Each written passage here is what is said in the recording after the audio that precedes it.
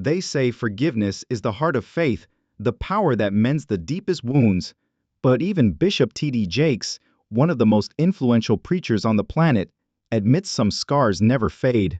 For decades, he's been the voice of grace, wisdom, and reconciliation. Yet behind the pulpit's glow lies a side the world rarely sees, a man stripped of titles, speaking not as a bishop, but as a wounded soul. Today, we're pulling back the curtain on a moment of raw, unfiltered truth that could change how you see him forever. Bishop T.D. Jakes has just dropped a revelation that's shaking the very core of the faith community.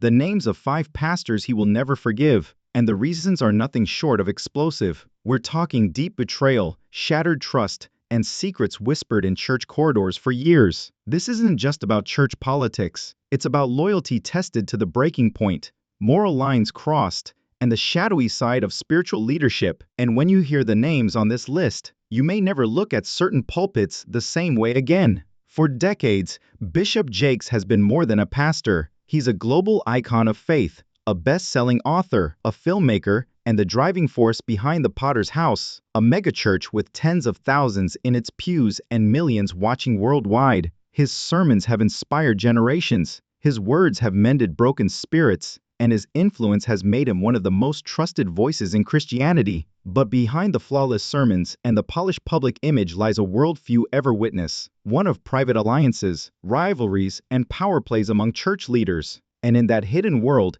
even a man of Bishop Jakes' stature isn't untouchable. Recently, in a rare, unguarded moment, he pulled back the curtain, and what he revealed sent shockwaves through the faith community and beyond. He can't forgive any of the 5 pastors in his life, whom he formerly trusted. These are not distant acquaintances or arbitrary critics. Jake claims that these individuals, who were formerly close to him and with whom he shared pulpits, prayers, and private moments, betrayed his confidence in ways that were too severe to ever be repaired. We will examine this revelation in further depth today. These pastors are who? What transpired behind closed doors to produce such a potent declaration? What implications does this have for the larger discussion in the church regarding accountability, leadership, and forgiveness? We'll examine each of these relationships, the circumstances that led to their breakdown, and the lessons Bishop Jake thinks all believers can take away from his experiences over the course of the following several chapters. We'll also discuss a topic that has been generating discussion on the internet. Is it possible for a man of God to declare that there are some people he would never forgive? You will see why this list is still discussed in private circles today when we reach pastor number 3, because the backstory is so combustible. We must go back over 30 years to a time when his ministry and platform were still developing and trust was something he readily offered in order to comprehend why Bishop T.D. Jake put this first pastor on his never forgive list. This pastor was more than simply a co-worker. We won't tell you who he is until later in this section. He was a companion. The two talked about cooperative ministry projects, prayed for each other's families, and exchanged late-night phone calls. According to all accounts, their partnership was based on respect for one another and a common goal. However, this is where things changed. This man had been given crucial behind-the-scenes information by Bishop Jake, the kind of knowledge you only divulge to someone you trust to protect your words like a sacred trust. This was not a gossip. These were the kinds of private challenges that any leader might encounter, both personal and ministry related. However, those words weren't kept secret for very long. Whispers started to spread through the congregation. Personal stories that Jake had confided in others were now showing up as thinly veiled tales in sermons that weren't his own. Suddenly, he was getting calls from leaders he had never spoken to before asking how he was doing. However, their inquiries were oddly detailed. Jake dismissed it as a coincidence at first, but then the evidence surfaced. During a chat overheard by one of his most trusted employees, the pastor acknowledged disclosing those personal facts to alert others of Jake's struggles. It is still up for question whether his motivations were purely self-serving or actually protective. But the damage had already been done. This was more than just a privacy violation for Jakes. The precious pastoral tie was betrayed. Such leaks have the power to ruin reputations and undermine congregations' faith in the ministry, where credibility and trust are the cornerstones of influence. And the hurt that never healed was the fact that it came from someone so close. He was eventually confronted by Bishop Jake, and the exchange was amicable but decisive. There were no big headlines or popular backlash. However, A door silently closed behind the scenes, and it has remained closed ever since. Even though this initial betrayal was extremely painful, it was just the start.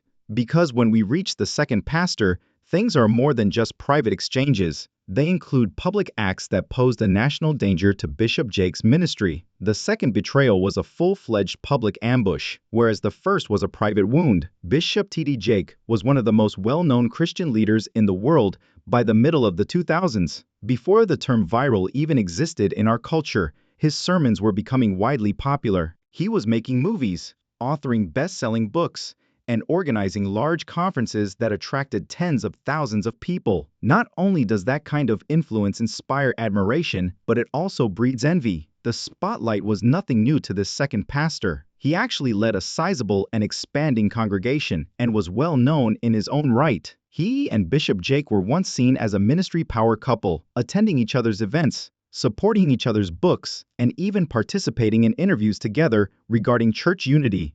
Although it appeared to be a brotherhood to the outside world, there were fissures developing inside. Several sources claim that this preacher started subtly challenging Jake's beliefs and intentions in front of other church officials.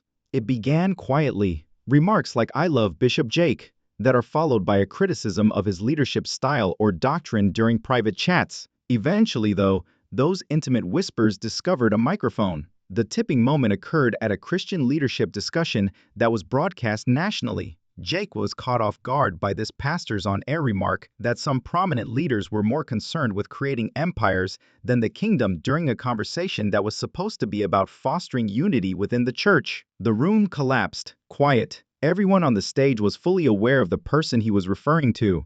Retaining his poise, Bishop Jake answered politely and declined to strike back. Witnesses said that after the cameras stopped recording, he left the studio without saying anything further to the man. Everyone in the room could sense the boundary that had just been crossed, and the tension was high. The stage, in addition to the insult, was what caused this moment to be so terrible. This was not a rumor that was whispered in a back room.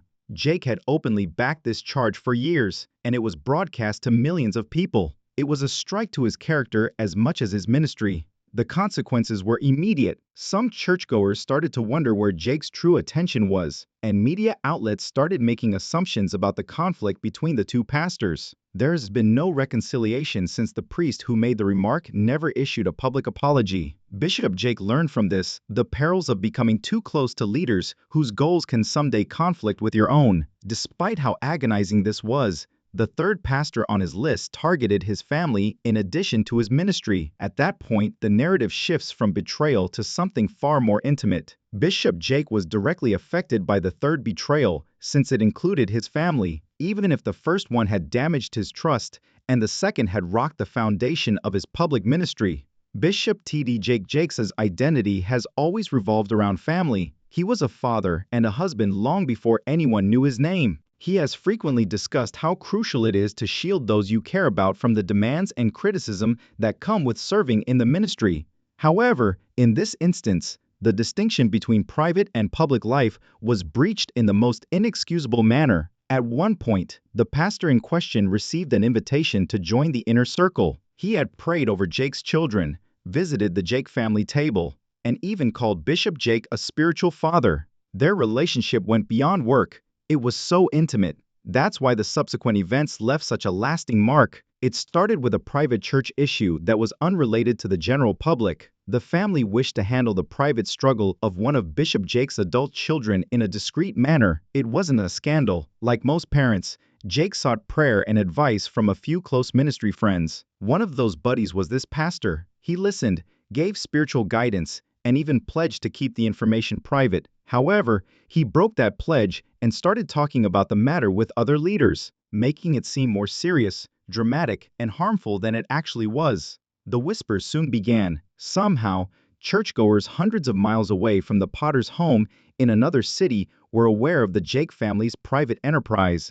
Posts on social media that alluded to possible problems in the bishop's home started to appear. The most tragic aspect is that some of these posts were linked to individuals who were actually involved in that pastor's ministry. The pastor did not dispute giving the material when he was approached by Bishop Jake. Rather, he defended it by stating that he believed others should be aware of it in order to pray effectively. Jake, however, did not see this as intercession. Exploitation was what it was. It has nothing to do with organizing prayer warriors. Controlling a narrative and quietly eroding his authority as a leader and a father were the goals. The harm went beyond one's reputation. Having experienced the harsh scrutiny of public ministry, his children now had to deal with the pain of knowing that their personal hardships had been discussed like church rumors. And that was the tipping point for Bishop Jake. He believes that conflicts inside the ministry can be discussed. Attacking family, even in a subtle way, is a line that cannot be passed, although public criticism can be tolerated. Thus, he severed all connections in a hard yet calm manner. No flaming lectures intended to exact revenge. No public quarrel. Simply distance and quiet. They are still unable to communicate with one another. Those who are familiar with Bishop Jake will also tell you this. When he shuts a door to keep his family safe, it remains shut. However, if you believe this to be the most startling betrayal, you should reconsider. They use Bishop Jake's own words as a weapon against him, nearly ruining a significant project he had been working on for years. Because the fourth pastor did more than simply betray him. You've most likely detected a pattern by now. The deeper the wound, the tighter the relationship. A different sort of treachery, however, is represented by the fourth pastor on Bishop T.D. Jake's list. This had nothing to do with personal rumors, public taunts, or even family issues. This one was more deliberate, strategic, and, in some respects, riskier than the others put together. You see, Bishop Jake's capacity to be open and honest is one of his best qualities, and the reason he can relate to millions of people. He is not merely a mountaintop preacher. His message is accessible since he discusses the highs and lows, hardships, and weak points.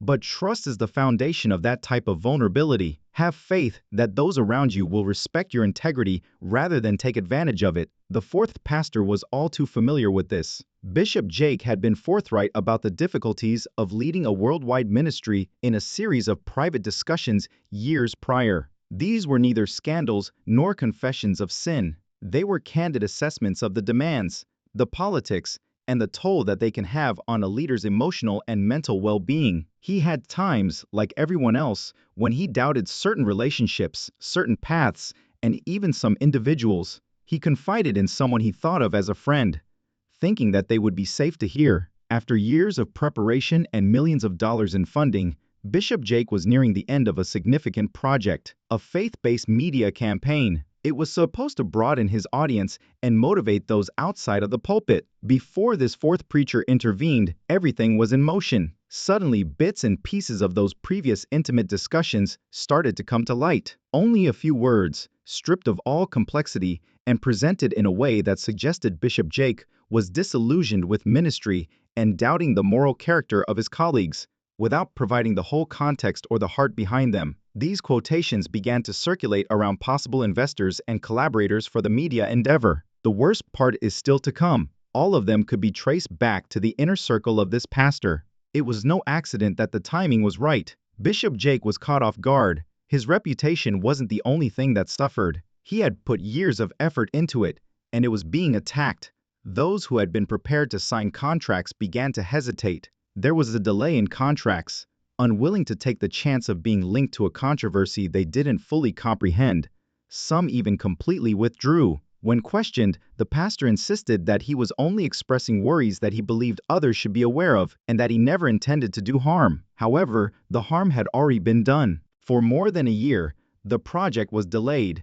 Even yet, it started under a shroud of mistrust that shouldn't have been in the first place. This was more than simply treachery to Bishop Jake. It was weaponized betrayal, stealing the very transparency he employed to motivate others and using it against him. Having enemies against you is one thing. To be subjected to sabotage by someone who is aware of your vulnerable moments is quite another. Even while this was really painful, it wasn't the end. Because he wasn't personally betrayed by the fifth and last pastor on his list. They attempted to completely remove him from a place he had assisted in creating. The truly surprising part comes in that chapter. The fifth betrayal was about something even more sinister than the fourth, which was about using words as weapons, destroying a legacy. This pastor was more than just a ministry buddy or friend. For years, they had profited directly from Bishop Jake's platform, influence, and mentoring. Bishop Jake had provided them with opportunities while they were still developing their own ministry, including co-signing them to audiences who had never heard of them before, introducing them to prominent leaders, and providing them with stage time at important conferences. That's no minor gift in the ministry field. A pastor's professional path can be permanently altered by a single endorsement from a prominent figure like Bishop Jake, and it did in this instance. The impact of this fifth pastor blew up. They gained more followers on social media. Preaching invitations to big churches were coming in. Deals on books came next. However, this is where things became gloomy. Their ambition increased along with their influence, and somewhere along the line, rivalry replaced ambition. This pastor started gradually changing their brand in a way that not only put them at a remove from Bishop Jake, but also subtly damaged his reputation while he was concentrating on growing his own ministry endeavors. It began modestly. During interviews, they would discuss how the traditional church practices were out of date while subtly mentioning the ministry model that Jake had invented. In a field that Jake had spent decades developing, they would present themselves as the new relevant voice. Then, however, things became more intense. Creating venues for other leaders to come together, grow, and learn is one of Bishop Jake's greatest gifts to the world's religious community. His teaching was not the only aspect of these networks and conferences. Dozens of preachers were able to reach audiences they could never reach on their own thanks to these platforms. Several of these events had featured this fifth preacher as a prominent speaker. However,